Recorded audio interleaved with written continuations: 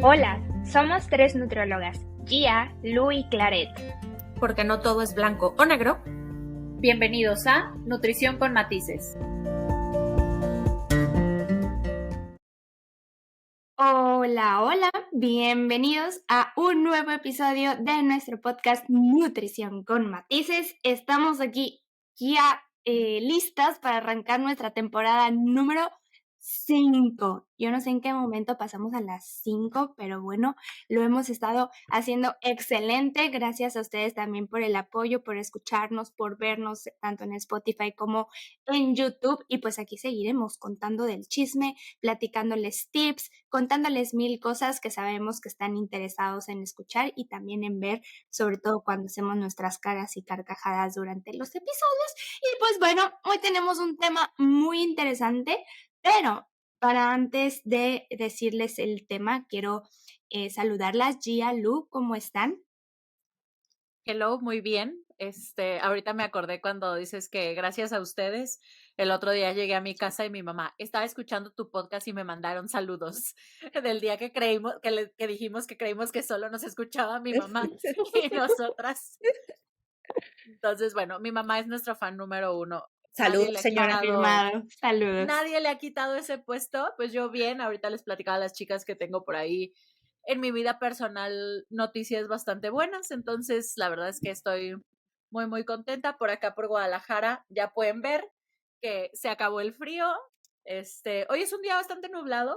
Deben de saber que hoy es domingo por la mañana y nosotros estamos aquí grabando, pero ya está calorcito, o sea, ya al mediodía puedo andar yo de crop top y sin mangas y así, a lo mejor en la noche una chamarrita, lo cual me pone muy de buenas porque a mí el frío me dan muchas ganas de quedarme en mi cama y no ir a trabajar. Entonces, todo muy bien por acá. Muchas gracias. Confirmo, también me sucede, yo sí soy más team frío que team calor, el frío me gusta más, pero coincido con que luchas más contra tu existencia de tener tu rutina en general, pararte temprano, etcétera, y a mí que me toca levantarme a las 5 de la mañana, sí es como de, ay, tomo decisiones o analizo todas las decisiones que he tomado respecto a mi vida para llegar a este momento y tener que levantarme a las 5 de la mañana. Pero acá también el clima ya está cambiando, hoy también está un poquito nublado, por eso de repente pueden ver que está como medio oscuro. Pero por acá todo bien, aparte del clima, listas para iniciar una nueva temporada y también una semana más, porque como mencionaba Lucía, hoy es domingo, así que mañana darle con todo el lunes.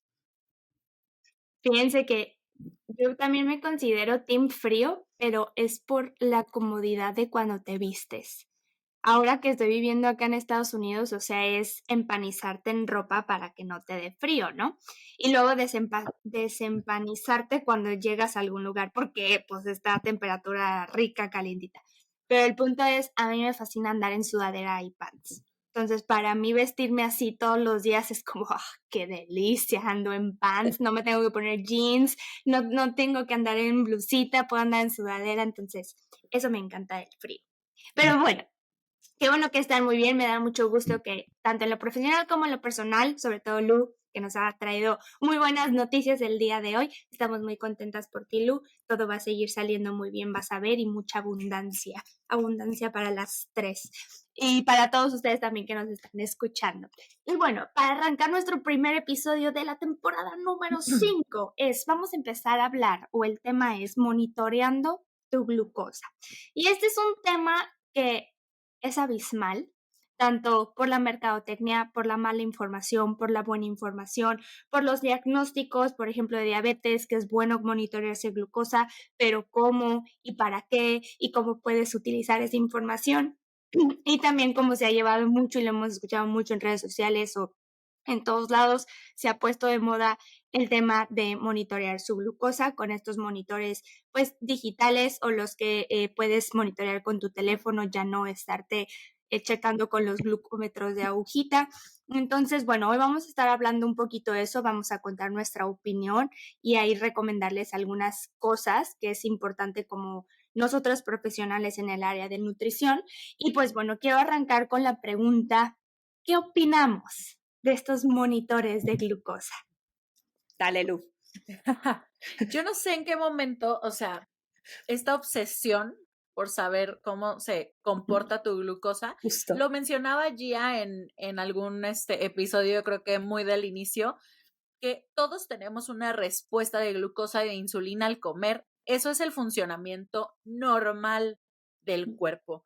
Yo no entiendo la necesidad de traer tu monitor pegado en el brazo y estar viendo con cada cosa que comes cómo se comporta tu glucosa y tu insulina, porque debemos entender que la glucosa se va a elevar y que la insulina va a hacer su trabajo, al menos que haya una patología. Entonces, bueno, yo entiendo que una persona que tiene diabetes, que todavía no sabe cómo controlarse, quiera saber cómo está su glucosa en diferentes momentos del día, cómo responde a ciertas combinaciones de alimentos para aprender cómo controlarlo. Pero en este lado del fitness y de la composición corporal, ahora todos queremos evitar los picos de glucosa. No se pueden evitar, estás comiendo. O sea, los picos de glucosa van a suceder siempre. Obviamente hay picos de glucosa anormales cuando ya hay algo mal, pero creo que uno me parece un gasto, me refiero a lo económico, totalmente tonto si no eres una persona que tiene un diagnóstico. Eh, Dos, me parece que solo causan desinformación, porque a veces la gente no entiende. Ayer justo una de mis pacientes me decía, a mí me encantaría traer un monitor, no sé qué. Y me dice, pues es que hay mucha gente que dice que si la avena, por ejemplo, que hay gente que le sube mucho la glucosa y que no. Y yo, bueno, es que todo depende también cómo prepares esa avena, ¿no? Entonces también creo que se va la desinformación y no causa eh, ningún tipo de cambio de hábitos ni de educación en nutrición, solo estar como, me subió la glucosa, ya no voy a comer esto.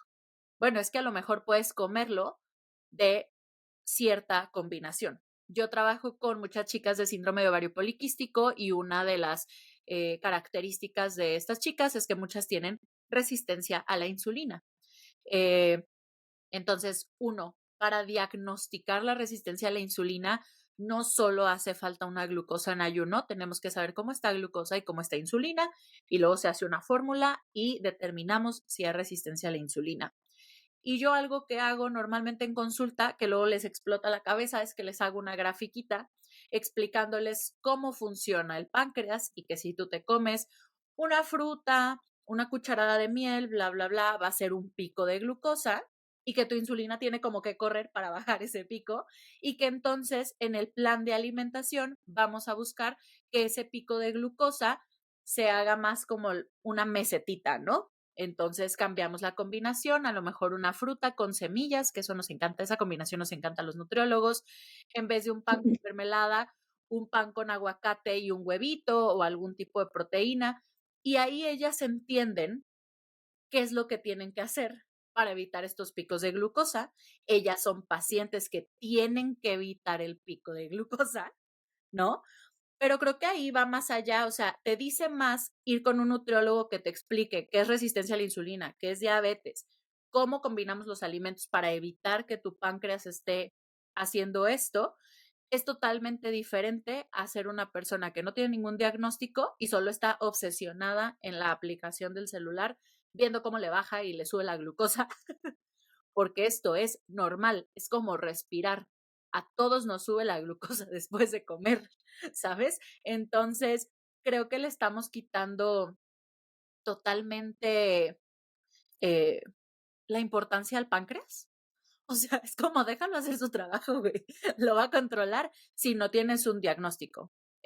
Y aún teniendo un diagnóstico, creo que no es necesario porque me parece bastante obsesivo si no estás muy descontrolado estar viendo todo el tiempo tus gráficas, simplemente con una glucosita de picotito en el dedo. No tienes que hacértelo después de cada comida, puedes hacerlo unos días en ayuno, un día postpandrial en desayuno, un día postpandrial en cena, antes de dormir e irte conociendo, ¿no? Entonces, la verdad es que a mí me parece totalmente Sí. necesario. Y estas chicas que lo postean en redes y que todo el tiempo están diciendo que se están monitoreando la glucosa, la verdad es que siento que, pues sí, solo quieren generar engagement y atención porque es algo que causa como mucha curiosidad, y también creo que es una estrategia que habla mucho del privilegio, porque vivimos en México, donde la mayor parte de la población no tiene acceso a comprarse, bueno, yo vivo en México, ellas no, a comprarse un monitor de glucosa. O sea, me parece un gasto totalmente innecesario. Creo que ese dinero podría invertirse en educación nutricional que funcionaría a largo plazo. Y creo que es importante iniciar por el principio, ¿no? A lo mejor para quienes no estén familiarizados y nos están escuchando con los picos de glucosa, básicamente esa es la respuesta que tiene el cuerpo ante el consumo de carbohidratos, principalmente, ¿no? Entonces, como mencionaba Lu, nosotros comemos un carbohidrato, el cuerpo lo digiere, lo metaboliza, lo absorbe. Este carbohidrato ya en forma o estructura más simple llega a la sangre y inicia el aumento de los niveles o de la cantidad de glucosa que tenemos en sangre, que es lo que le llamamos coloquialmente como picos de glucosa. El cuerpo lo que hace es producir más insulina, que es la hormona encargada de permitir la entrada de esos carbohidratos o de ese azúcar, esa glucosa a las células, a la sangre, al músculo, etcétera, para que ese pico o esos niveles de glucosa disminuyan. También, como mencionaba Lu, es una respuesta normal del cuerpo. Cuando nosotros consumamos algún carbohidrato, siempre va a haber un aumento en los niveles de glucosa en sangre. Es un proceso fisiológico normal que no podemos evitar por más que querramos. También es cierto que existen diferentes respuestas, es decir, diferentes picos o diferentes aumentos de la glucosa en sangre dependiendo de lo que estemos consumiendo. Pero aquí también, como mencionaba, depende mucho de la combinación de los alimentos, etcétera. Yo tampoco sé exactamente en qué momento se distorsionó tanto esta información que se volvió incluso hasta un tema de preocupación para la mayoría de la gente. Yo hace probablemente 1.5 años, 2 años, empecé a ver este tema como muy frecuente dentro del mundo del deporte, particularmente dentro del CrossFit. Atletas, entrenadores que empezaban a utilizar este monitor de glucosa, empezaron a promocionarlo. Yo la verdad no le veía como mucho sentido del por qué. Puede ser porque dentro de esa disciplina existe como este miedo muy arraigado y esta recomendación a evitar lo más que se puede el consumo de carbohidratos, sobre todo los carbohidratos simples. Entonces, creo que también ahí entre la desinformación y la estrategia de marketing se generó una bola de nieve que ahorita es enorme y que siento que no vamos a tardar bastante tiempo en parar. ¿Quién necesita en realidad estos monitores? Las personas que tienen un diagnóstico. El problema también no solamente es la falta o el problema de acceso a este tipo de herramientas, como mencionaba Lucía, por la inversión, sino también la problemática de la escasez que se puede llegar a presentar para personas que sí lo necesitan. Es decir, quienes no lo necesitamos, pero lo podemos pagar, lo compramos y ahí estamos monitoreando constantemente nuestra glucosa. De nuevo, no tiene realmente mucho sentido si no existe un diagnóstico previo. Pero ¿qué sucede para esas personas que sí viven con un diagnóstico clínico, que sí necesitan estos aparatos y que no los pueden conseguir porque el resto de la población que no lo necesita, que es más estadísticamente hablando, se los está acabando? Por lo tanto, se vuelve todavía un problema más grande porque puede generar una obsesión, un miedo a la alimentación, el desarrollo incluso de trastornos de la conducta alimentaria para aquellas personas que no tienen un diagnóstico, pero aparte el estrés, mayor inversión y la incertidumbre para aquellas personas que sí lo necesitan, pero que no lo consiguen porque se acaban. Y ese es otro punto del que muchas veces no hablamos, pero que definitivamente está latente y que tenemos que considerar. Ese es un punto muy, muy interesante y creo que lo aclaraste muy bien. Y otro punto que creo que también es muy interesante, que más o menos ya se tocó, pero es el tema del control.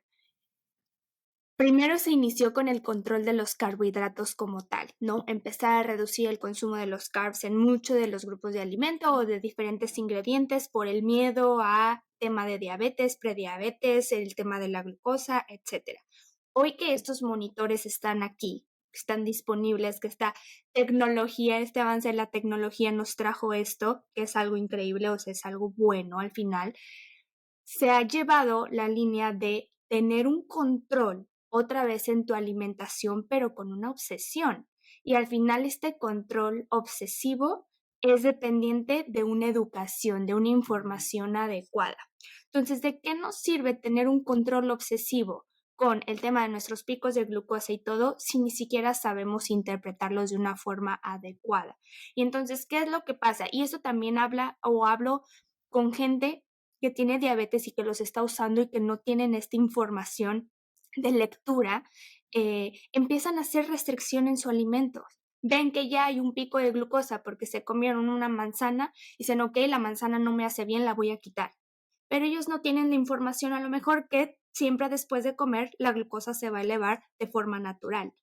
Entonces, ¿qué pasa? Empieza a ser la variedad de la alimentación cada vez más corta o más restrictiva y entonces la calidad nutrimental empieza a disminuir bastante. Entonces, empezamos a depender de tener el control del monitor de glucosa, nos enfocamos en eso y ¿qué pasa con la conexión con tu cuerpo en temas de signos, síntomas, de la calidad en la selección de alimentos de tu día a día, de la variedad de los grupos de alimento para tener todos los macros, todas las vitaminas, todos los minerales, que vuelva a la calidad nutrimental? Creo que eso es algo que yo veo riesgoso y que sí está pasando. Ya aquí en Estados Unidos, sobre todo gente de aquí de Estados Unidos, que utiliza el monitor de glucosa teniendo diabetes, ni siquiera saben cómo interpretarlo. ¿Y quién le manda ese monitor de glucosa? El doctor. Pero ¿dónde está el respaldo de la información, de la educación, de cómo interpretar los resultados y cómo ajustar su alimentación también? Entonces, como vuelvo a punto que decía Luz y también Guía, o sea, tienes que ir con un profesional de la salud que realmente te ayude a, una, a interpretar, darle un buen uso al monitor de glucosa y también a tener una información completa en el tema de la calidad nutrimental y cómo puedes ajustar tu alimentación y cómo puedes empezar a mover los requerimientos para poder tener una glucosa más regulada, ¿no? Porque al final sabemos que hay rangos de picos de glucosa postprandial, tanto para gente que tiene diabetes, gente que tiene resistencia a la insulina y gente que no tiene ninguna patología. Y a veces nos espantamos porque sale 120 después de que comemos y decimos, chin, es demasiado, pero porque a lo mejor solamente tenemos el conocimiento de la glucosa en ayunas tiene que estar abajo de 99. Entonces, al final sigue siendo educación, conocimiento. Y creo que es un tema, el punto de conocimiento nutricional es un tema que siempre lo hemos platicado en todos nuestros episodios. Al final, eso es lo que nos puede traer paz en nuestra alimentación. No busquen el estar controlando, restringiendo su alimentación sin tener un por qué lo estoy restringiendo y para qué lo estoy restringiendo, en qué me va a beneficiar en mi salud. Entonces, ese es el punto que yo quería como tocar un poquito más. Y el tema del costo, como le decía Gia, los monitores no son baratos.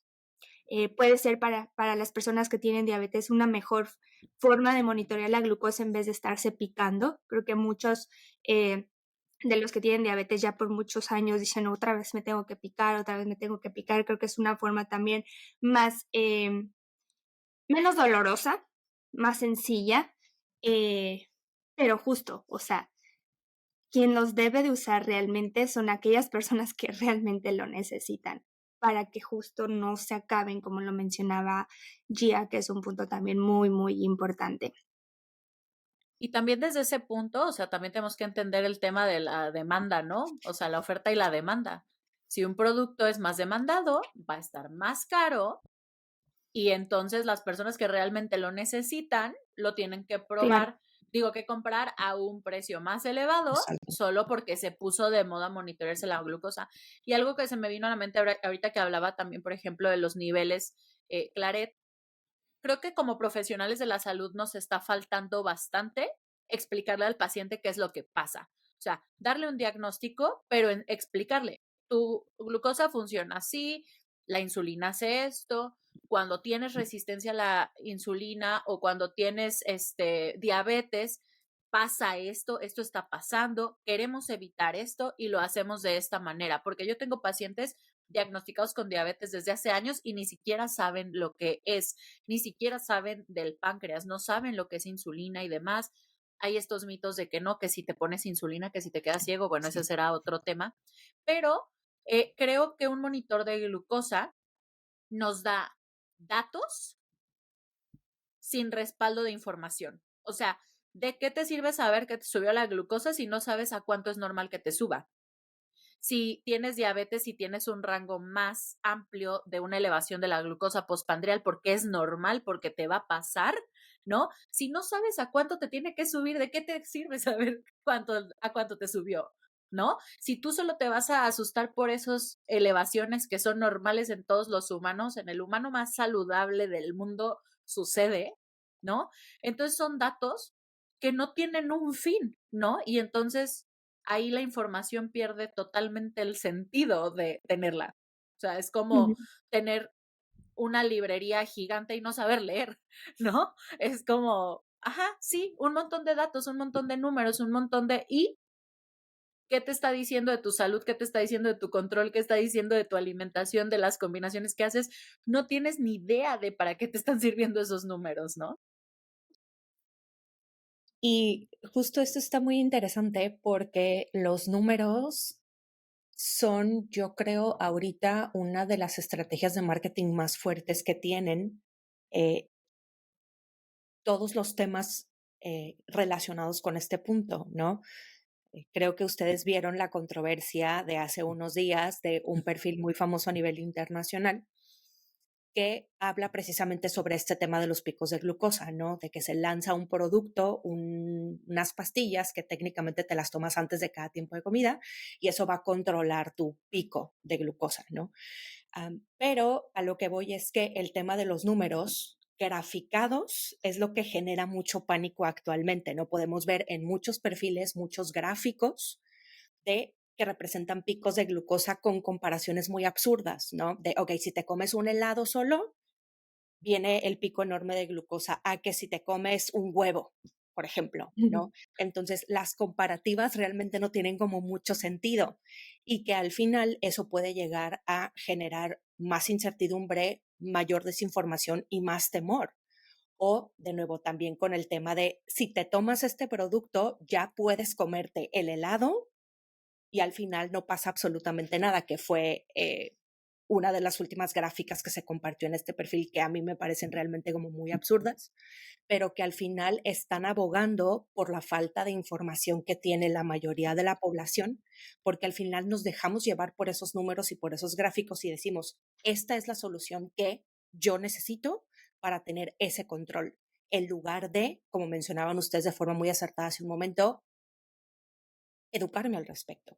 Pero también, como mencionaba Luke, que tanto tiempo le estamos prestando nosotros como profesionales de la salud a informar a nuestros asesorados de un tema tan importante como este. Ese punto de la educación hacia el paciente como profesional de la salud justo es algo que, como lo mencionó Luz, desde que empecé a trabajar, la mayoría, yo creo que el 85%, si no es que el 90% de los pacientes que atiendo con diabetes llegan con desinformación del tema de diabetes y no es una diabetes diagnosticada de un año. Entonces, una persona de 70 años que ya tuvo 30 años diabetes, o sea, que te diga, no sé qué es diabetes, es como, ¿what?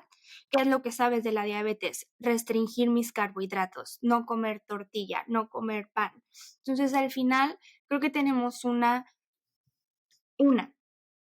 la gente va a poder obtener información de todos lados, pero la gente no va a saber si es una información adecuada o no adecuada y se va a dejar llevar por justamente, por ejemplo, como mencionabas lo del perfil ya, por cuánta gente lo sigue, cuánta influencia tiene esa persona, pero a lo mejor esa persona realmente ni es profesional de la salud, no se dedica al tema de educación o está dando una información correcta, pero ¿qué pasa con esa población que no tiene nada que ver con el tema de salud y toma esa información? ¿No? ¿Cómo vas a ver si es adecuada? ¿Cómo vas a ver que no es adecuada? Entonces, siempre, y se los hemos dicho en todos los episodios, acérquense con su profesional de la salud, exijan de verdad que los eduquen, que los enseñen. Ustedes también tienen que aprender, al final es su cuerpo y al final tienen que entender también qué es lo que pasa en él. ya sea por diabetes, ya sea por algo deportivo, por lo que sea, o sea, también siempre preguntar el por qué, para qué y cómo. Porque eso es parte de tener una buena, ¿cómo lo podré decir? Como una preocupación o una forma inteligente de cuidar tu salud. Si yo nada más digo que sí a todo lo que me está diciendo el doctor y me quedaron dudas y no entendí todo, pero voy a seguir lo que me dijo el doctor, no estoy siendo responsable con mi salud. O sea, también es del otro lado de preguntar, exige que te expliquen para que todo quede claro y si van saliendo más dudas en el inter, también sigue preguntando para obviamente ir teniendo más conocimiento sobre ello y que un profesional de la salud te lo esté dando, ¿no? Entonces, yo con esto cierro esta parte del episodio. Creo que es un tema muy interesante, es un tema que sé que a muchos les va a interesar, a nosotras nos encanta porque es el chismecito, pero aparte el estar diciendo no lo hagas, por favor, no caigas en eso. Pero así como este tema del monitoreo de la glucosa, van a seguir saliendo 1000 cosas más en el tema de salud y tenemos que estar preparados. Y aquí no se va a acabar con el tema del odio a los carbohidratos, porque siento que el tema del monitoreo de la glucosa es otra forma de odiar a los carbohidratos también. Ya tenemos un episodio que dice que los carbohidratos son nuestros mejores amigos. No recuerdo bien el título, pero que amen los carbohidratos y coman carbohidratos, por favor. Pero bueno, muchas gracias, chicas, por estar aquí. ¿Quieren decir algo? Adelante. Cómanse un pan con mermelada. Si no tiene diabetes o resistencia a la insulina. Recuerden siempre que nos pueden escuchar en Spotify y ver en YouTube. Y no se olviden de utilizar nuestro hashtag, su podcast de confianza. Entonces, si nos ven en YouTube o algo, saquen screenshot, etiquétenos en Instagram, nosotros los vamos a repostear y usen nuestro hashtag para que esta información, estos episodios, nuestro podcast llegue cada vez a más gente. Y pues aquí nos estaremos viendo en los siguientes episodios. Bye. Bye.